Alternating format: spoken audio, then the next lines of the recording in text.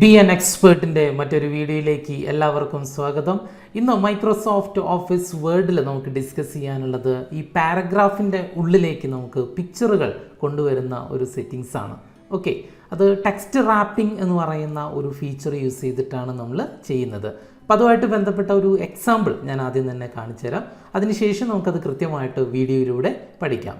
Okay, ഈ example എല്ലാവരും ഒന്ന് കൃത്യമായിട്ട് ശ്രദ്ധിക്കുക. ഇതിനകത്ത് ഏറ്റവും മുകളിൽ കണ്ടില്ലേ, ഒരു പാരഗ്രാഫ് ഇങ്ങനെ ഒരു കോളങ്ങളായിട്ട് സ്പ്ലിറ്റ് ചെയ്തിട്ടുണ്ട്. അതിൻ്റെ ഉള്ളിൽ നമുക്കൊരു പിക്ചർ കാണാവുന്നതാണ്. അപ്പോൾ ഈ പിക്ചർ കൊണ്ടുവരുന്ന സമയത്ത് പാരഗ്രാഫ് അതിനനുസരിച്ചിട്ട് കണ്ടോ അതിൻ്റെ പൊസിഷൻ അഡ്ജസ്റ്റ് ചെയ്യപ്പെട്ടിട്ടുണ്ട്. ഇതൊരു ടെക്സ്റ്റ് റാപ്പിംഗ് എന്ന് പറയുന്ന ഒരു ഫീച്ചറിലാണ് ഇത് ചെയ്യുന്നത്. ഓക്കെ, ഇപ്പം നോർമലി നമ്മളൊരു പിക്ചർ ഇൻസേർട്ട് ചെയ്തിട്ട് അത് നമുക്ക് പാരഗ്രാഫിൻ്റെ ഉള്ളിലേക്ക് അങ്ങനെ ഡയറക്റ്റായിട്ട് കൊണ്ടുവയ്ക്കാൻ സാധിക്കില്ല. ഓക്കെ, അതുപോലെ തന്നെ തൊട്ടടുത്ത എക്സസൈസ് ഒന്ന് ശ്രദ്ധിക്കുക. ഇതാ ഒരു ഡാൻസുമായിട്ട് ബന്ധപ്പെട്ട ഒരു പിക്ചർ ഒരു പാരഗ്രാഫിൻ്റെ ഉള്ളിലേക്ക് കൊണ്ടുവച്ചിട്ടുണ്ട്. അപ്പോൾ ഇത് നമുക്ക് എങ്ങനെയാണ് കൃത്യമായിട്ട് ചെയ്യുക എന്നുള്ളതാണ് ഇന്നത്തെ വീഡിയോയിൽ നമ്മൾ പ്രധാനമായിട്ടും പഠിക്കുന്നത്. ഓക്കെ, അപ്പോൾ എക്സാമ്പിൾ കണ്ടല്ലോ എല്ലാവരും. ഓക്കെ, അപ്പോൾ ഇത് എങ്ങനെയാണ് ചെയ്യുക എന്നുള്ളതാണ് നമുക്കിന്ന് പഠിക്കാനുള്ളത്. പിന്നെ ഞാൻ പറയുന്ന കാര്യങ്ങളൊക്കെ കൃത്യമായിട്ട് മനസ്സിലാക്കിയിട്ട് അത് പ്രകാരം നിങ്ങൾക്ക് ചെയ്യാൻ പറ്റുന്നു എങ്കിൽ എൻ്റെ ബി ആൻ എക്സ്പേർട്ട് എന്ന് പറയുന്ന ചാനൽ നിങ്ങളൊന്ന് സബ്സ്ക്രൈബ് ചെയ്യണം, മറക്കരുത്. അതുപോലെ തന്നെ ലൈക്ക് ചെയ്യണം, ഫ്രണ്ട്സുകൾക്കൊക്കെ ഷെയർ ചെയ്ത് കൊടുക്കുക. പിന്നെ ബെല്ലൈക്കൺ ക്ലിക്ക് ചെയ്യുക. അപ്പോൾ ഞാൻ അപ്ലോഡ് ചെയ്യുന്ന പുതിയ പുതിയ വീഡിയോസൊക്കെ നിങ്ങൾക്ക് നോട്ടിഫിക്കേഷനായിട്ട് ലഭിക്കുന്നതാണ്. ഓക്കെ, അപ്പോൾ നമുക്ക് വീഡിയോയിലേക്ക് കടക്കാം. ഓക്കെ, അപ്പോൾ ഞാൻ മൈക്രോസോഫ്റ്റ് ഓഫീസ് വേർഡ് ഇവിടെ ഓപ്പൺ ചെയ്ത് വെച്ചിട്ടുണ്ട്. അപ്പോൾ ഇതിനകത്ത് ഏറ്റവും ആദ്യം നമ്മളൊരു പാരഗ്രാഫ് തയ്യാറാക്കാം. ഞാൻ പാരഗ്രാഫ് ടൈപ്പ് ചെയ്യല്ല കേട്ടോ ചെയ്യുന്നത്. അതിന് പകരം ഞാനൊരു ഡമ്മി പാരഗ്രാഫ് ക്രിയേറ്റ് ചെയ്യാം. = റാൻഡ് ഒരു 1,10 എന്ന് കൊടുത്തിട്ട് ഒരു പാരഗ്രാഫ്, ഒരു ഡമ്മി പാരഗ്രാഫ് ക്രിയേറ്റ് ചെയ്തു. 10 സെൻറ്റൻസ് ഉള്ള ഒരു പാരഗ്രാഫാണ് നമ്മളിപ്പോൾ കണ്ടുകൊണ്ടിരിക്കുന്നത്. ഓക്കെ, ഇനി ഈ പാരഗ്രാഫിൻ്റെ ഉള്ളിൽ ഞാൻ ക്ലിക്ക് ചെയ്തതിന് ശേഷം Ctrl+J പ്രസ് ചെയ്യുന്നു. അതായത് രണ്ടറ്റവും ഒരേപോലെ ആക്കി, അതായത് ജസ്റ്റിഫൈ ചെയ്തു അല്ലേ. ഇനി ഈ പാരഗ്രാഫിൻ്റെ താഴെ നമുക്കൊരു പിക്ചർ ഇൻസേർട്ട് ചെയ്യാം. പിക്ചർ ഇൻസേർട്ട് ചെയ്യണമെങ്കിൽ നമുക്ക് ഇൻസേർട്ട് എടുക്കുന്നു, അതിനുശേഷം പിക്ചർ എന്ന് പറയുന്ന ഓപ്ഷൻ എടുക്കുന്നു, അതിനുശേഷം ദിസ് ഡിവൈസ് എന്ന് കാണാം, ഇത് നമ്മൾ ക്ലിക്ക് ചെയ്യുന്നു. ഓക്കെ, അപ്പോൾ നമുക്ക് പിക്ചർ എടുക്കാനുള്ള ബോക്സ് വരും. പക്ഷെ ആരും ഈ രീതിയിൽ പിക്ചർ എടുക്കാൻ പാടില്ല. പിക്ചർ എങ്ങനെയാണ് എടുക്കേണ്ടത്? കീബോർഡിൽ Alt+I+P+F എന്ന് പറയുന്ന ഷോർട്ട് കട്ടാണ് നമ്മൾ അമർത്തേണ്ടത്. ഓക്കെ, ഷോർട്ട് കട്ട് ഞാൻ എക്സ്പ്ലെയിൻ ചെയ്തു തരാം. Alt, I-യും P-യും F-ഉമാണ്. ഓക്കെ, ഇതിൽ I എന്ന് പറയുന്നത് ഇൻസേർട്ടിൻ്റെ ആദ്യത്തെ അക്ഷരമാണ്. അതുപോലെ തന്നെ P എന്ന് പറയുന്നത് നമുക്കറിയാം പിക്ചറിൻ്റെ ആദ്യത്തെ അക്ഷരമാണ്. അതുപോലെ തന്നെ F എന്ന് പറയുന്നത് ഫയലിൻ്റെ ആദ്യത്തെ അക്ഷരമാണ്. അങ്ങനെയാണ് ഈ ഷോർട്ട് കട്ട് വരുന്നത്. ഓക്കെ, കറക്റ്റ് പറയുകയാണെങ്കിൽ ഇൻസേർട്ട് പിക്ചർ ഫ്രം ഫയൽ എന്നാണ് ഉദ്ദേശിക്കുന്നത്.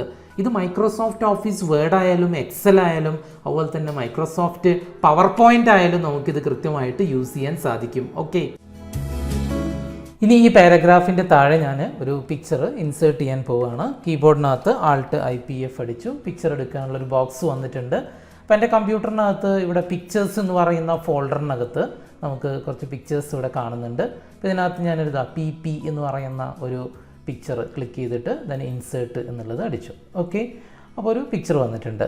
ഈ പിക്ചർ നമുക്ക് അഡ്ജസ്റ്റ് ചെയ്യാം. ഇതിൻ്റെ സൈസ് ഷിഫ്റ്റ് അമർത്തി പിടിച്ചിട്ട് ഈ കോർണറിലുള്ള റീസൈസിങ് ഹാൻഡിൽ ഉപയോഗിച്ചിട്ട് വേണം നമ്മൾ പിക്ചർ അഡ്ജസ്റ്റ് ചെയ്യാൻ. ഓക്കെ, അപ്പോൾ അത് പ്രത്യേകം ശ്രദ്ധിക്കണം. ഓക്കെ, അല്ലാതെ നമുക്ക് ഡയറക്റ്റായിട്ട് ഏതെങ്കിലുമൊക്കെ റൗണ്ട് യൂസ് ചെയ്തിട്ട് ഇങ്ങനെ പിക്ചറിനെ ചെറുതാക്കാനൊന്നും പാടില്ല. ഓക്കെ, കറക്റ്റ് മെത്തേഡ് എന്ന് പറയുന്നത് ഷിഫ്റ്റ് അമർത്തി പിടിച്ചിട്ട് കോർണറിലുള്ള റീസൈസിങ് ഹാൻഡിൽ തന്നെ യൂസ് ചെയ്യണം. അല്ലെങ്കിൽ പിക്ചർ ചതങ്ങാനും വലിഞ്ഞിരിക്കാനും ഒക്കെ സാധ്യതയുണ്ട്. ഓക്കെ, ഇനി ഈ പിക്ചറിനെ നമ്മൾ എന്ത് ചെയ്യുന്നു? പാരഗ്രാഫിൻ്റെ ഉള്ളിലേക്ക് ഇങ്ങനെ നീക്കാനൊന്നും പറ്റില്ല. അതായത് ഒരു പിക്ചർ ഇൻസേർട്ട് ചെയ്ത് കഴിഞ്ഞാൽ അതിനെ ആ പൊസിഷനിൽ നിന്ന് നമുക്കൊരിക്കലും മൂവ് ചെയ്യാനൊന്നും സാധിക്കില്ല. കണ്ടോ, പിക്ചർ ഇങ്ങോട്ട് വാന്ന് പറഞ്ഞു കഴിഞ്ഞാൽ അത് വരില്ല. ഓക്കെ, അതവിടെ അങ്ങനെ പശട്ടൊട്ടിച്ചതുപോലെ ആയിരിക്കും ഉണ്ടാവുക. ഓക്കെ, അപ്പോൾ ഇനി നമ്മൾ ചെയ്യേണ്ടത് എന്താണെന്ന് വെച്ച് കഴിഞ്ഞാൽ ഏറ്റവും മുകളിൽ പിക്ചർ ഫോർമാറ്റ് എന്ന് കാണാം, ഇത് ക്ലിക്ക് ചെയ്യുന്നു. അതിനുശേഷം നമുക്കിവിടെ റാപ്പ് ടെക്സ്റ്റ് എന്ന് കാണാം, ഇത് ക്ലിക്ക് ചെയ്യാം. അതിനകത്ത് നമുക്ക് square, tight, through, top and bottom, behind text, in front of text എന്നിങ്ങനെയുള്ള ഓപ്ഷൻസ് കാണാം. ഇതിനകത്ത് നമുക്ക് ടൈറ്റ് എന്ന് പറയുന്ന ഓപ്ഷൻ സെലക്ട് ചെയ്യാം, ടൈറ്റ്. അതിനുശേഷം ഈ പിക്ചർ നമുക്ക് കണ്ടോ മൂവ് ചെയ്യാൻ സാധിക്കും. അത് പാരഗ്രാഫിൻ്റെ ഉള്ളിലേക്ക് ഇങ്ങനെ കൊണ്ടുവയ്ക്കാനൊക്കെ നമുക്ക് സാധിക്കും. ഓക്കെ, ഇത് കണ്ടോ ഈ രീതിയിൽ വെച്ച് കഴിഞ്ഞാൽ അത് തെറ്റല്ലേ? ഇത് ലെഫ്റ്റ് മാർജിനിൽ നിന്നും പുറത്തേക്ക് പോയി. അതുപോലെ തന്നെ ഇങ്ങനെ വെച്ചാലും ഇതും തെറ്റാണ്. കണ്ടോ, ഇത് ചിലപ്പോൾ പാരഗ്രാഫിൻ്റെ മുകളിലേക്കൊക്കെ പോകാനൊക്കെ സാധ്യതയുണ്ട്. അപ്പോൾ ഇത് കറക്റ്റ് പൊസിഷൻ ചെയ്യണമെങ്കിൽ ഏറ്റവും നല്ല വഴി എന്ന് വെച്ച് കഴിഞ്ഞാൽ ഇവിടെ വ്യൂവിനകത്ത് നമുക്ക് എന്ത് കാണാം, ഗൈഡ് ലൈൻസ് കാണാം. ഓക്കെ, ഇതവിടെ എഴുതിയിട്ടുണ്ട്, ഗൈഡ് ലൈൻസ് അല്ല സോറി, ഗ്രിഡ് ലൈൻസ്. ഇത് നമ്മൾ ടിക്കറ്റ് കൊടുക്കുക, ഗ്രിഡ് ലൈൻസ്. അപ്പോൾ പേജിൻ്റെ മുകളിൽ നമുക്ക് ഇതേപോലെ ഇങ്ങനെ കള്ളികൾ വരും. ഓക്കെ, അപ്പോൾ അങ്ങനെയാകുമ്പോൾ നമുക്കിത് ലെഫ്റ്റ് സൈഡിൽ എത്തിയതും അതുപോലെ തന്നെ ഇതിൻ്റെ ടോപ്പ് പൊസിഷനിൽ എത്തിയതൊക്കെ നമുക്ക് കൃത്യമായിട്ട് അറിയാൻ പറ്റും. അതായത് ഈ അറ്റത്തേക്ക് നമുക്കിങ്ങനെ അടുപ്പിച്ച് വയ്ക്കാൻ പറ്റും. കണ്ടോ? അപ്പോൾ ഇത് അറ്റത്തേക്ക് എത്തുമ്പോൾ ഇതിൻ്റെ സ്നാപ്പ് ടു വർക്ക് ചെയ്യും. സ്നാപ്പ് ടു എന്ന് പറഞ്ഞു കഴിഞ്ഞാൽ ഒരു പിക്ചറോ അല്ലെങ്കിൽ ഏതെങ്കിലും ഒരു ഒബ്ജക്റ്റ് നമ്മൾ ഇങ്ങോട്ടേക്ക് അടുപ്പിക്കുന്ന സമയത്ത് ഇതിങ്ങനെ കണ്ടോ അങ്ങനെ ഒട്ടിപ്പിടിക്കുന്നൊരവസ്ഥയാണ്. ഓക്കെ, ഈ മാർജിനോട് കൂടിയിട്ട് അങ്ങനെ ഒട്ടിപ്പിടിക്കുന്നൊരവസ്ഥ, അതാണ് സ്നാപ്പ് ടു എന്ന് നമ്മൾ വിളിക്കുന്നത്. അത് ഈ ഡിസൈനിങ് സോഫ്റ്റ്വെയറുകളുടെയൊക്കെ എടുത്തു പറയത്തക്ക ഒരു ഫീച്ചറാണ്. ഓക്കെ, അപ്പോൾ മൈക്രോസോഫ്റ്റ് വേർഡിനകത്തും സ്നാപ്പ് ടു ഇപ്പോൾ പുതിയ വേർഷനിലൊക്കെ കൊണ്ടുവന്നിട്ടുണ്ട്. ഓക്കെ, അപ്പോൾ അത് കറക്റ്റായിട്ട് നമുക്ക് ഇങ്ങനെ വയ്ക്കാം. കണ്ടോ? അതിനുശേഷം നമ്മൾ ഈ ഗ്രിഡ് ലൈൻസ് എന്ത് ചെയ്യാം, ഒഴിവാക്കിയാൽ മതി. വ്യൂവിനകത്ത് ഗ്രിഡ് ലൈൻസ് ഒഴിവാക്കുക.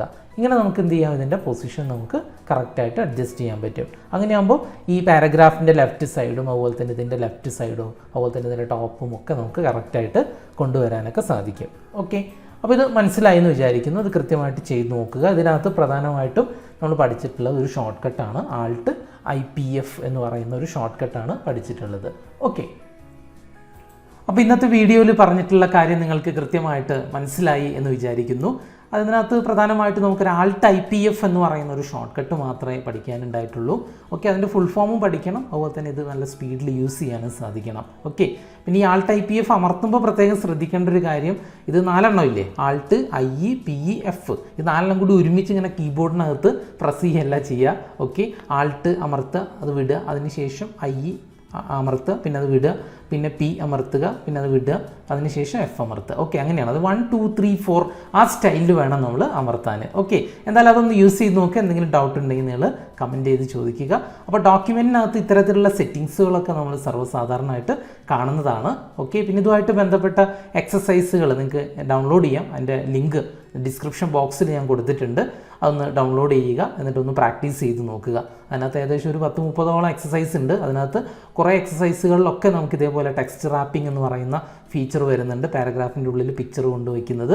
ഓക്കെ, അപ്പോൾ എന്തായാലും അതൊന്ന് ഡൗൺലോഡ് ചെയ്ത് കൃത്യമായിട്ട് ചെയ്ത് നോക്കുക. പിന്നെ ബി ആൻ എക്സ്പേർട്ട് പറയുന്ന ഈ കാര്യങ്ങൾ, അതായത് ഞാൻ പറയുന്ന ക്ലാസ്സൊക്കെ നിങ്ങൾക്ക് കൃത്യമായിട്ട് മനസ്സിലാക്കി അത് പ്രകാരം ചെയ്യാൻ പറ്റുന്നു എങ്കിൽ എൻ്റെ ചാനൽ നിങ്ങൾ സബ്സ്ക്രൈബ് ചെയ്യണം, അതുപോലെ തന്നെ ഷെയർ ചെയ്യണം, ലൈക്ക് ചെയ്യണം. ഓക്കെ, അപ്പോൾ എന്തായാലും മറ്റൊരു ടോപ്പിക്കുമായിട്ട് നമുക്ക് അടുത്ത വീഡിയോയിൽ കാണാം. അതുവരേക്കും ബൈ.